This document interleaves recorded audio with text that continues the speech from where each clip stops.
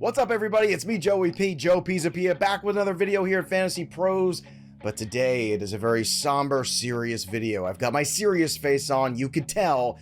And of course, today is about the players that I'm never, ever getting back together with. Yes, Taylor Swift said it first, but I'm saying it second, and I'm saying it here in this video, so it matters more. But today are the players that I'm not going to be drafting in 2022. Never again am I drafting them, at least not for now. For one reason or another, I have my issues, I have my concerns, I have my worries. Maybe you should too. But before we get into those names, you know how I'm always telling you to subscribe to our Fantasy Pros channel? Well, guess what? Right now we're giving away a Tyreek Hill autographed Miami jersey right here on the channel, thanks to our friends at Pristine Auction. Just subscribe to the Fantasy Pros YouTube channel right now. Comment below in the video. That's it. That's all you got to do to win. So watch the video, subscribe to Fantasy Pros, comment below, and boom, you could be the winner, and the winner will be announced right here on this very channel. So make sure you also click that little bell till it goes ding for those little notifications so you know when the next great piece of content comes out here at Fantasy Pros. And of course, if you are the big winner of the Tyreek Hill jersey, thanks to our friends at Pristine Auction. So, fun aside now, let's get serious. These are the players that I'm never, ever again drafting, at least not right now, in 2022. Let's go. Let's start at the quarterback position, and let's go with Aaron Rodgers, Green Bay Packers. Yes, he is a Hall of Famer. He's an all-time great. The resume speaks for itself. Maybe a little short when it comes to rings, but this is fantasy football we're talking about here. And here's my big problem with Aaron Rodgers. It's always been efficiency for him the last few years, and now all of a sudden you've taken away his number one weapon, Davante Adams. He is gone. They have not really replaced him. So when you're looking at right now what's available for Aaron Rodgers to throw the ball to and have a fantastic season as a fantasy quarterback, it's kind of a tough sell. In fact, 33% of Rodgers' touchdowns have gone to Davante Adams over the period those two are together. Just let that sink in. A third of his touchdowns. This is a guy that's somewhere capping out around 4,000 yards, and they look to be a very run-heavy offense this year. So I am never getting back together. I am never going to draft Aaron Rodgers as a top 10 quarterback again. In Superflex, that's a different story. We could talk about that. But in single quarterback leagues, I think there's guys with more upside and less name brand recognition that inflates their price to a place it probably shouldn't be. Let's go to the running backs, and let's start with Christian McCaffrey of the Carolina Panthers.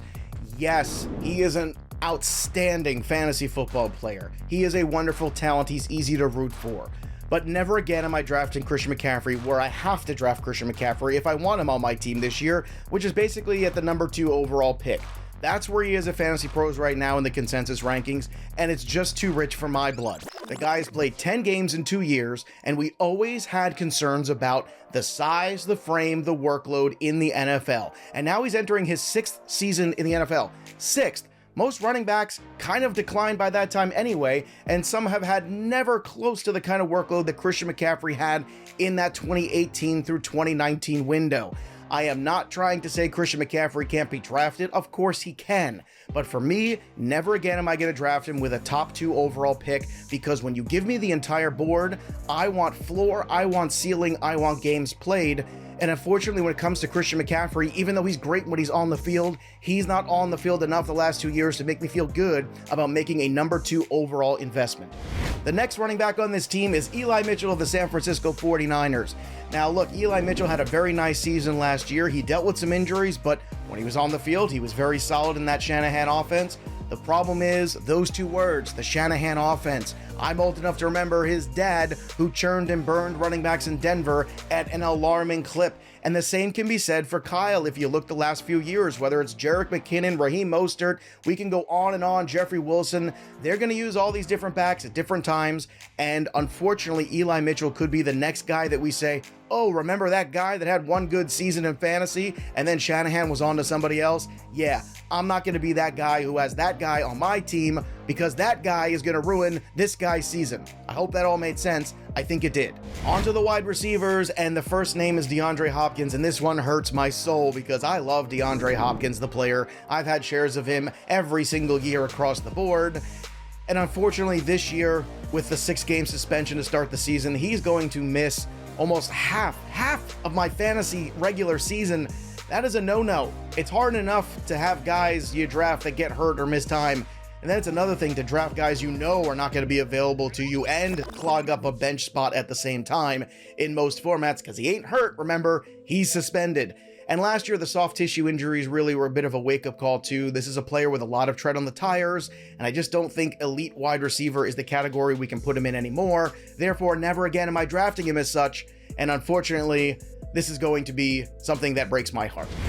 The next wide receiver on the list is Adam Thielen, and this is another one that hurts me in the cockles of my heart, because Adam Thielen is a great story, undrafted free agent, made good with the Minnesota Vikings all these years, but he's entering his 9th season, and I think we can all agree we saw some decline last year in the peripheral stats. He missed time again for the 2nd time in 3 years, and Adam Thielen's the kind of wide receiver who's taken a lot of hits, a lot of tread on those tires, and those guys typically, like Julian Edelman before him and a few other names that you'll remember well, they tend to drop off significantly and quickly. Therefore, I'd rather be out a year early than a year late when it comes to Adam Thielen. And you saw the emergence of KJ Osborne at times last year with the Vikings. Irv Smith's going to be back. They're going to have more options on top of all-world Justin Jefferson. So to me, the downsizing and decline of Adam Thielen is enough for me to stay away.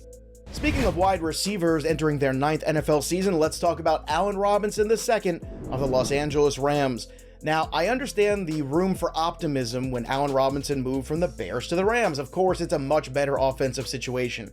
But this is starting to feel eerily similar to things like AJ Green, who was done, went to another team, and then we all had high hopes, and then he disappointed us. You could also mark Julio Jones from last year into the same storybook as well. And unfortunately for me, I just can't get there with Allen Robinson.